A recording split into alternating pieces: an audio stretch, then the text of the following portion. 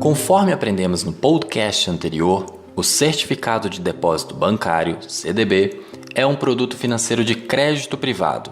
É uma das formas pelo qual os bancos captam recurso financeiro através dos poupadores em troca do pagamento de uma taxa, fazendo com que eles tenham a possibilidade de desempenhar a sua principal e mais lucrativa atividade: pegar dinheiro emprestado para emprestar. Os bancos podem emprestar boa parte do dinheiro que depositamos à vista ou a prazo. Depósito à vista é o montante que deixamos em nossa conta corrente. Existe uma limitação para o banco emprestar esse dinheiro, mas em compensação, ele não nos remunera por isso.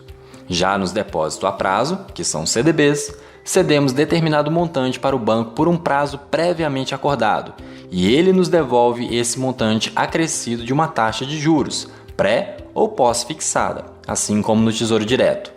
De forma simplificada, é assim que funcionam os CDBs. Se você quiser mais detalhes, escute o podcast anterior, número 81, em que trato de forma bem esmiuçada como funcionam os CDBs. Eu sou Felipe Souza, o expert em finanças e investimentos do Dicas Curtas, e semanalmente trago aqui nesse podcast várias dicas, informações e orientações para ajudar a fazer com que você use bem o seu dinheiro para construir seus resultados de forma financeiramente saudável, com foco em qualidade de vida, aproveitando o presente e cuidando do futuro, transformando-se em um investidor inteligente. Para você não perder nenhuma dica e ficar atualizado com todas as informações que estarei compartilhando aqui, basta assinar gratuitamente o podcast e acompanhar todas as semanas o Investidor Inteligente do Dicas Curtas. Quer aprender como fazer o seu dinheiro trabalhar para você? Então prepare-se para ficar por dentro das melhores dicas sobre finanças e investimentos. Com você, o Investidor Inteligente. Mais um expert do Dicas Curtas. O CDB foi regulamentado pelo artigo 30 da Lei nº 4.728, de 14 de julho de 1965, Lei do Mercado de Capitais, mas os bancos só foram autorizados a emiti-los em 1966 através do Decreto-Lei nº 14, de 29 de julho de 1966. Diante disso, todos os bancos, independentemente do tamanho, podem emitir CDBs. E o investimento em CDBs em bancos menores será nosso tema de discussão nesse podcast. Uma das coisas mais importantes e fundamentais que todo investidor inteligente deve se lembrar constantemente é que não existe retorno sem risco. Ou seja, é o típico jargão clichê que com certeza você já escutou. Quanto maior o risco de um determinado investimento, maior o retorno esperado. Sendo que o inverso também é verdade. Quanto menor o risco de determinado investimento, menor o retorno esperado. E vou mais além. O retorno, dependendo do ativo que se está operando, pode ser positivo ou negativo. Jamais perca esses conceitos de vista.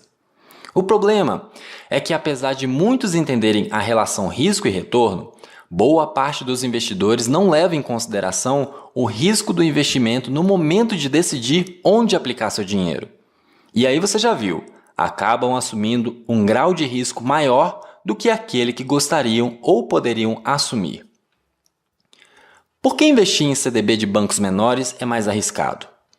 Vamos pensar sobre a resposta dessa pergunta com outra questão.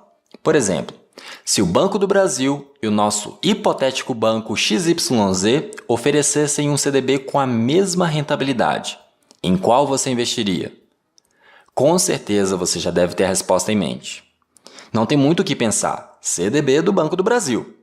Até porque não faz sentido investir num CDB de um banco desconhecido, se existe um banco de grande porte que oferece a mesma rentabilidade. Bem simples, certo? Com esse exemplo, já ilustramos o primeiro problema dos bancos menores. Para conseguir captar recursos, essas instituições precisam oferecer CDBs com rentabilidade superior aos CDBs dos bancos maiores, para compensar esse risco para o investidor. E a situação fica ainda mais delicada e se agrava em momentos de crise financeira.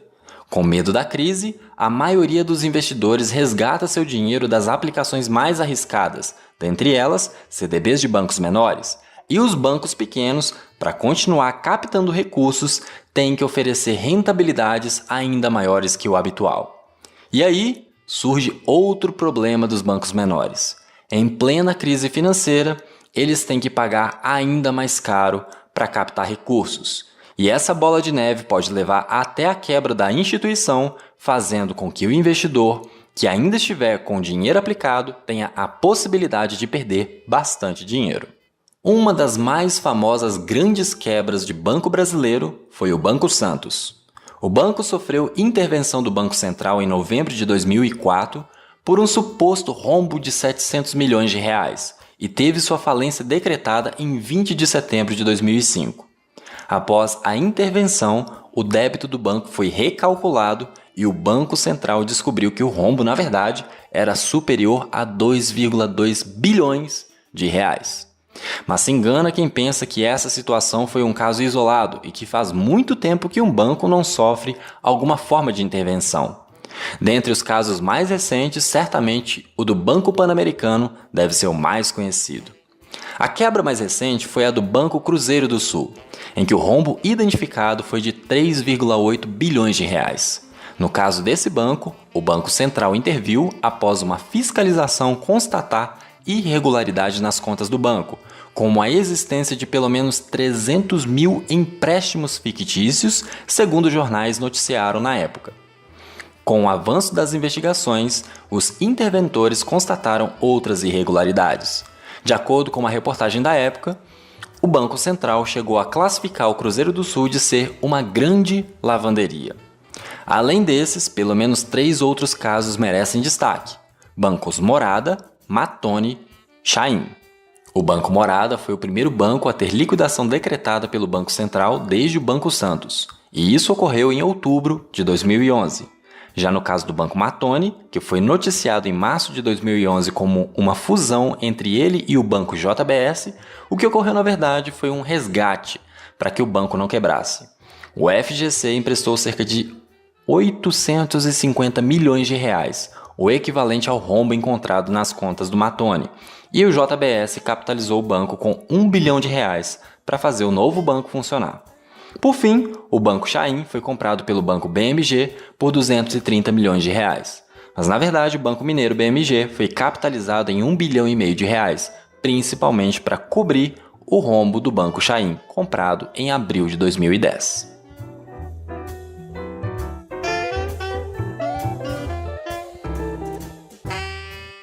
Inclusive, se precisar definir o que é melhor ou não para você, sabe que pode entrar em contato comigo através do meu site www.philipsouza.com.br para marcarmos uma consulta pontual para que eu possa te ajudar a refletir e te apontar os caminhos para tomar decisões melhores.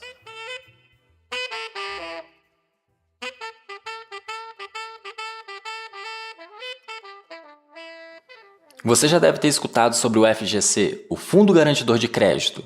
Em poucas palavras, o FGC garante que, se um determinado banco quebrar, cada cliente receberá o dinheiro que estiver na conta corrente, poupança e CDB, entre outros, até o limite de R$ 250 mil por CPF e por instituição financeira, sendo que o teto de R$ 1 milhão para garantias pagas à mesma pessoa física ou jurídica em um período de 4 anos. Caso o cliente tenha um valor acima desse montante, ele é perdido. Entra na falência do banco. No entanto, para não ter que salvar uma grande quantidade de clientes em caso de quebras, o FGC tem optado por salvar os bancos, oferecendo crédito para que outros bancos comprem instituições financeiras insolventes. Então, muito provavelmente, se um banco pequeno vir a quebrar, outra instituição, geralmente grandes bancos, costuma entrar nas operações e adquirir o banco pequeno. Para você ter uma noção do tamanho da proteção do fundo, de acordo com o último balanço do fundo, em junho de 2018, 99,67% dos investidores estão cobertos pela garantia ordinária, até R$ 250 mil por CPF, sendo que o montante provisionado é de mais de R$ 1 trilhão. É muito dinheiro. É preciso analisar com calma, avaliar os riscos e ter muita cautela ao optar por investir em CDBs ou qualquer outra aplicação de bancos menores. O risco desse investimento é muito maior que investir em títulos públicos ou em CDBs de grandes bancos, por exemplo. E se após uma avaliação você optar por investir nesses CDBs, atente-se ao limite de R$250 mil. É importante lembrar que esse limite é por CPF e por instituição financeira. Isso significa que se você investir 250 mil no banco A, mais 250 mil no banco B, mais 250 mil no banco C, terá 750 mil reais garantidos pelo FGC. Use essa garantia a seu favor. O nosso podcast termina aqui. É claro que existem várias histórias e detalhes sobre os bancos menores, quebras, aquisições, aportes do FGC, processos, todo um juridiquês que vai além desse podcast. Aproveite para participar da nossa comunidade exclusiva do Investidor Inteligente no Facebook. Lá você pode deixar sua mensagem, sugestão de novos temas, suas dúvidas em relação aos episódios ou outras dúvidas além deles. Fique à vontade para conversar sobre finanças e investimentos com os outros investidores inteligentes, que estão na mesma estrada que você, se desenvolvendo e obtendo mais conhecimento na área financeira pessoal. Curta, comente, compartilhe, deixe sua opinião e também dê sua avaliação no iTunes, para que esse conteúdo chegue cada vez mais longe, ajudando mais e mais pessoas a cuidarem bem das suas finanças e investirem com mais qualidade e consciência. Assine agora esse podcast no seu dispositivo Apple através do aplicativo Podcast ou no seu dispositivo Android usando o aplicativo de podcast de sua preferência. Você também encontra o Investidor Inteligente no Spotify e no Deezer. Fazendo isso, você receberá uma notificação sempre que um novo episódio estiver disponível. Sugiro que você acesse o site www.dicascurtas.com.br para conhecer o nosso time de experts em várias áreas do conhecimento, que com certeza vão contribuir para você desenvolver uma vida plena. Agradeço a oportunidade em contribuir mais um pouco para a sua vida e aguardo sua participação nas redes sociais. Ficamos por aqui e até a próxima semana com mais uma dica do Investidor Inteligente. Dicas curtas, dicas rápidas e fáceis de consumir.